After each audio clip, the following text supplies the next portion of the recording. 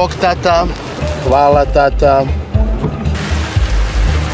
Doge vile luduju, medu moju šećeru. Hajde da se družimo. Nemoj da se gubimo. Ado.